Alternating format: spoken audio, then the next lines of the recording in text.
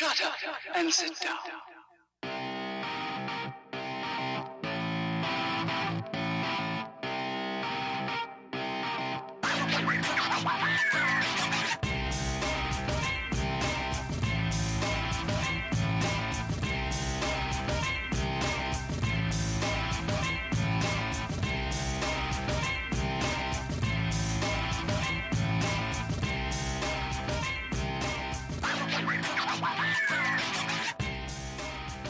Welcome to Sports Weekly. I'm Nick Friend. And I'm Justin Holch. Tonight, we look at the early success of the Cornell men's and women's hockey programs. The Binghamton Devils are on a 5-game home point streak, and a story about a local boys soccer team led by a Lansing native. All these stories and more. But first, a look into Ithaca College athletics. This past weekend marked the 61st annual Cortica Jug between Ithaca and Cortland. The Bombers look to snap a 2-game losing skid after starting the season 7-0 and now facing the task of an 8-1 Red Dragons team in front of just over 45,000 fans. Start things off, 22 miles apart is how far apart these two schools usually are. They play 221 miles away from Ithaca at MetLife Stadium. Far from home for the Bombers, not far from the end zone. Joe Germinario with the 1-yard rushing touchdown run to put the Bombers up 7-0. The graduate transfer from Brockport earns collegiate touchdown number 383 on the ground. Beginning of the second, Cortland looking for an answer, and they're going to get it. Zach Tripodi with the 6-yard rushing touchdown. The senior captain who missed Cortica last year due to an injury would not this year, and he gets the Red Dragons on the board. Under 1 minute left in the first half, IC up 13-6. Germinario usually gets a lot of his yards with his arm. Not here. 10-yard rushing touchdown run with his legs. The New York native had never rushed for over 100 yards in the blue and white. He would finish the day with 159 yards on the ground. Bombers up 19-6 heading into the half. Early third quarter, Germinario will now use that arm to find Will Gladney in the corner of the end zone. 23-yard touchdown pass. The senior All-American had caught 1/3 of Germinario's passing yards coming into this one. Touchdown number 15 on the year for Gladney in front of 45,161 fans. That's a Division III football record. Nearing the end of the third quarter, Cortland down by 20. They need an answer, and they're going to get it. Tripodi, the 2-yard touchdown run. That's his second of the day. He would finish with 3. It's his second time this season he's done just that. Mid of the fourth now, Tripodi will see touchdown run number 3. How about this? He was playing special teams last year and had under 200 yards on the season, and this year's campaign, well over 1,100. Now 3rd and 6, 3:14 left on the clock. IC with the ball up 6. Short run, short pass, no. A 46-yard touchdown pass to Andrew Vito. The junior finished with 124 yards on the day. Touchdown number 9 on the season for him is a huge one. Vito said last year one of his weaknesses was speed. Not on this play. That throw, that touchdown secures Ithaca the 32-20 win. It's the 3rd straight Cortica win in a row for the Bombers.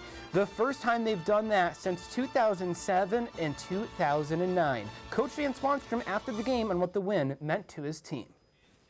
The only reason this is impactful, obviously, that the situation was unbelievable with the crowd, the noise, and just the whole atmosphere was fantastic.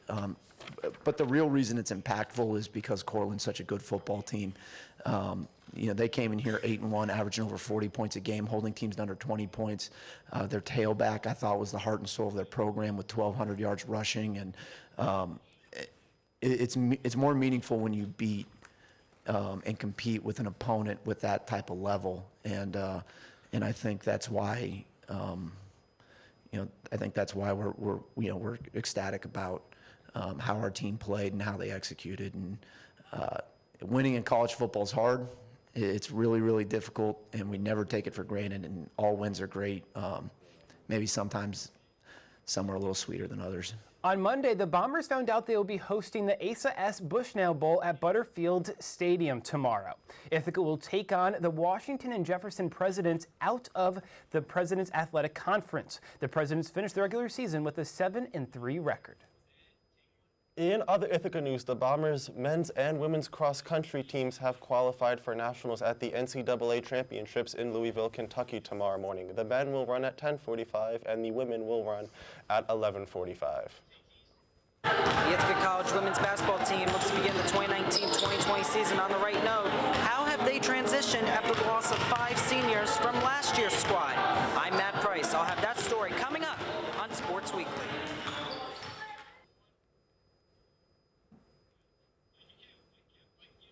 Welcome back to Sports Weekly. We now shift over to the East Hill, where the Cornell hockey programs are seeing great success to the start of the 2019 season. Both the men's and women's teams are ranked in the top 10 nationally. We start with the women's team, who's ranked 3rd in the country and have started the season 4-0 after the road trip. The Big Red were back home to face off with Yale at Liner Rink to try to start the season with 5 straight wins. Starting out here in the first minute here, the Big Red with the puck looking to score a pass inside number 21, Amy Curlew, with the assist from forward Kristen O'Neill. This gives the Big Red an early 1-0 lead. This would be the start of an onslaught here in the first. Continuing on with 2 minutes gone by in the period, Cornell on the attack again. Kristen O'Neill this time decides to keep it herself and score, putting Cornell up 2. Later on, 14:38 left. Cornell just keeps spreading the scoring love around, as this time it's forward Giles Frechette with the goal and the assist from Paige Lewis. Big Red now with a commanding 3-0 lead in this one. Just under 19 minutes gone by in the second. The rich keep getting richer. This time it's forward Maddie Mills who gets in on the scoring action, as she helps the Big Red build their lead to 4 with still a minute 45 left on the power play. Cornell wouldn't be done there, as they would score 2 more goals, both Giles Frechette and Amy Curlew picking up their second goals of the game. Cornell wins big 6-0 over the Yale Bulldogs. The Cornell men have started their season 5-0 as well and are ranked 2nd in the country, also receiving first place votes. Following a road win at Clarkson on Friday night, the Big Red looked to sweep the road trip up north as they faced off against St. Lawrence in Canton. Over 3 minutes into the game, a St. Lawrence turnover in the neutral zone will lead to a Morgan Barron goal set up by Cam Donaldson. The 2017 New York Rangers draft pick earns his 6th goal in as many games. That leads the team. 10 minutes later, St. Lawrence looking for an answer, and they're going to get one. Keenan Southers on the power play puts in the goal. The junior had 5 goals last year. He's already matched that total. Hometown crowd hoping they would beat Cornell for the first time in nearly 4 years. 20 seconds left in the first. St. Lawrence looking for the lead, but a save by Matthew Galida. The junior All-American had 15 saves on the night. 13 minutes into the second, still 1-1 until an Alex Green power play goal. He picks point number 7 up on the year. Less than 2 minutes later, 3-1 Cornell make it 4-1. Yanni Kalidis on the breakaway. We'll see one more chance for St. Lawrence, but Cornell goes on to win 6-1. 5-goal victory is their largest win since March of last season. In recent Cornell news, Big Red basketball alum Matt Morgan signed a professional deal with the Toronto Raptors. Morgan was Cornell's all-time leading scorer for points with over 2,000 of them. During his time with the Big Red, he averaged 20.5 points per game. Morgan becomes the first Cornell basketball player to make it to the NBA since Jeff Foote in 2010. And just the 4th overall since 1948. Morgan will start the season on the Raptors' G League affiliate, the Toronto 905. Last year, the Ithaca women's basketball team had 5 seniors leading the charge. This year, they only have 2. What has that transition been like? Matt Price has more. For the Ithaca College women's basketball team, the expectations are always high. We're a new team, so we have new expectations. I think just a successful Liberty League play and then pushing ourselves as far as we can go in the tournament. Big thing, right? Head coach Dan Raymond understands that after losing so many players last year, there's much work to be done. Significant changes. Kelly Tunick and Meg Mazzella, they enabled us to play the type of pressure defense because they were able to contain the basketball, pressure the ball. We just don't have personnel this year that enables us to do that. As the team puts in the effort to try to pick up where they left off last season, some players are continuing to face reality as they understand that after losing 5 of their now former teammates, they still have very large shoes to fill.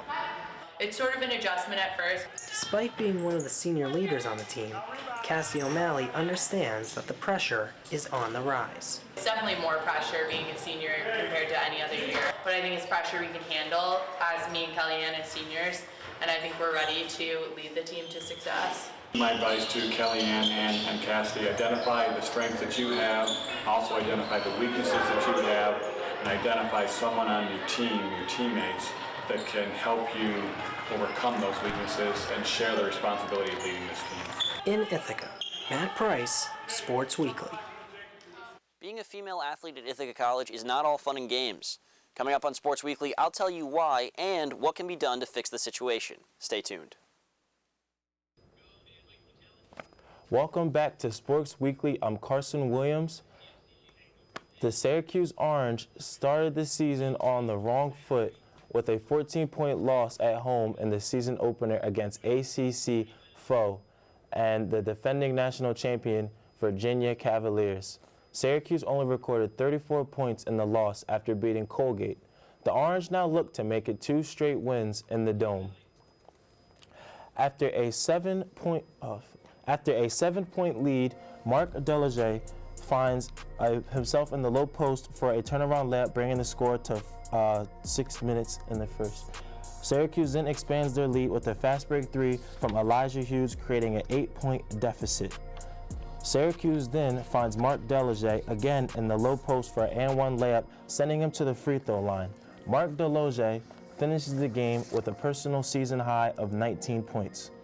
After a low post entry, Eli Hughes finds Quincy Gary for his 3rd assist of the game.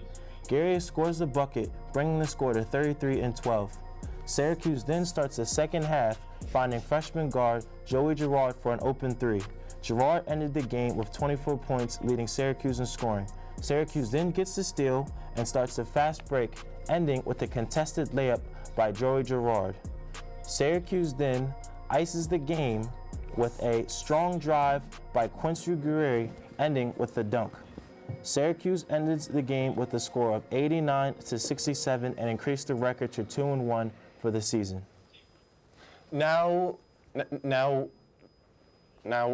we had an hour south of Ithaca, where the New Jersey Devils' top affiliate, the Binghamton Devils, are on a hot streak at home in the Floyd L. Maines Veterans Memorial Arena. The Devils have recorded at least a point in 5 of their last 6 home games. They welcomed Atlantic Division foe Lehigh Valley on Friday night. We start off with number 8 Josh Jacobs going up. Down the ice, only one defender to beat. He shoots and puts the puck in the back of the net. 1-0 Devils. No one was stopping him on that one. Later on, the Devils' offensive artistry continued. This time, they would share the puck, and it would end up in the back of the net due to the stick of Ben Street. It's now a 2-0 Devils lead. But Lehigh Valley would not skate off quietly. They would get their sticks going. The pass to number 3, Andy Wilinski. He shoots and scores. This is now a 1-goal game. Later on, the Devils making a hard push up the ice. The shot by number 26, Ryan Schlemzer, would be deflected, but right there for the follow-up and put back goal is Mikhail Maltsev. This would give the Devils a 3-0 lead. Another look here, Schlemzer right there and Maltsev for the goal. That is how the contest would end. The Binghamton Devils 3 and the Lehigh Valley Phantoms 1. Next week, the Devils will partner with the Love Your Melon Foundation and host a Love Your Melon night at the arena. The Love Your Melon Foundation works hard at raising awareness and money to fight pediatric cancer. The Devils and the Love Your Melon will team up for the Devils game on Saturday night, November 23rd, where you can purchase a ticket and receive a custom Devils Love Your Melon beanie, all for $40, and 50% of the proceeds will go towards fighting pediatric cancer. Enjoy some hockey and contribute to a great cause in one night. Head over to binghamtondevils.com to sign up for more information. There are more challenges to being a female athlete at Ithaca College than you may have previously believed. Athletes deal with different standards and unfair treatment on a daily basis. Sevrin Lavenstein has more. We can't walk around campus like all cocky and arrogant. Like we have to walk around like little polite women, and so. Being a female athlete at Ithaca College is not easy. Ask around and you'll get a lot of answers that center around not having fair representation. Sometimes we need to kind of like make ourselves feel smaller so that the guys can be like lifted up more. The differences in treatment go beyond just the physical. The inequality expands to the realm of social media as well. Female athletes don't get recognized for their accolades as much as males, specifically like on social media. With cases of inequality and preferential treatment in virtually every sport, it may seem like there's nothing that can be done.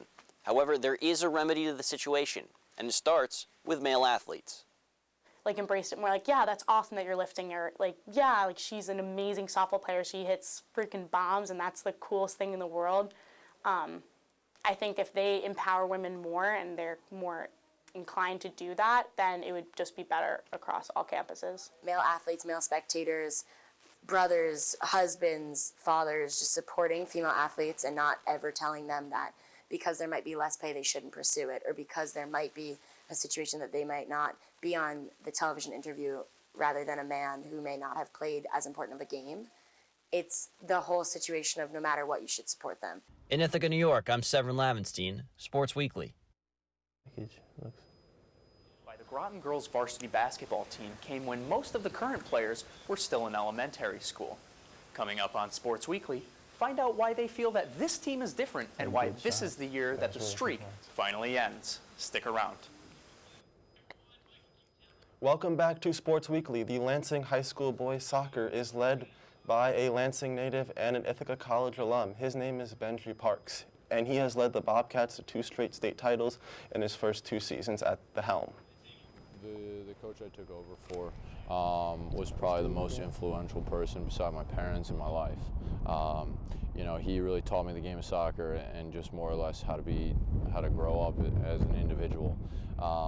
And so when he passed away suddenly, you know, I felt like it was my job to step up and carry on his legacy and carry on, you know, what we kind of started as a soccer program and to try to build it even more.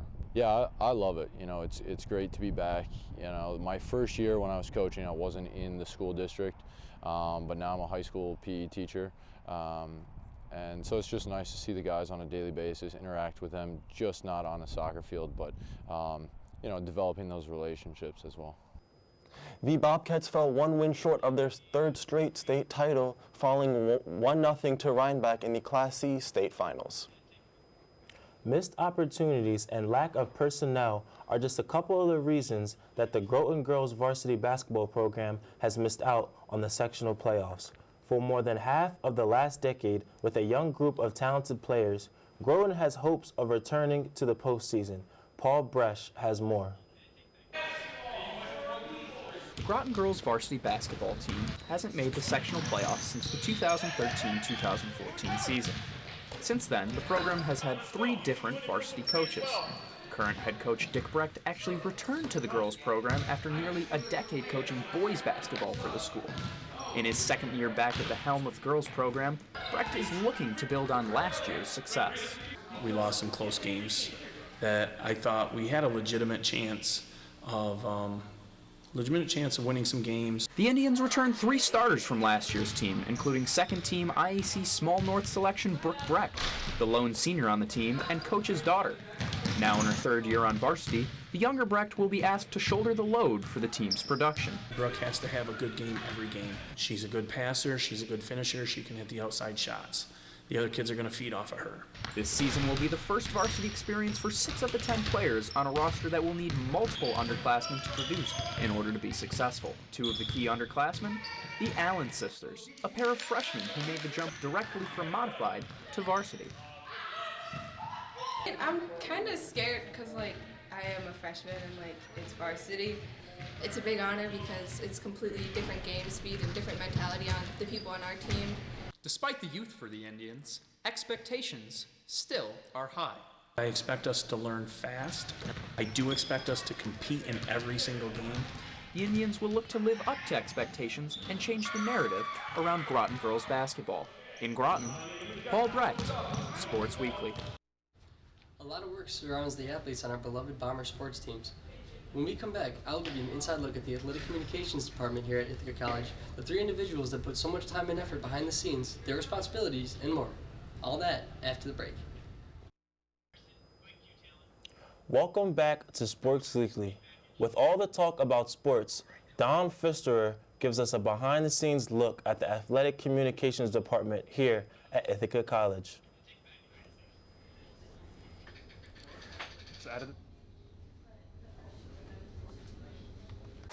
Ithaca College loves its student athletes. The Bombers draw a lot of support from their fans who check up on their teams via the athletics website. Inside the basement of Hill Center, a lot of work is done for the student athletes as a part of the Ithaca College Athletic Communications Department.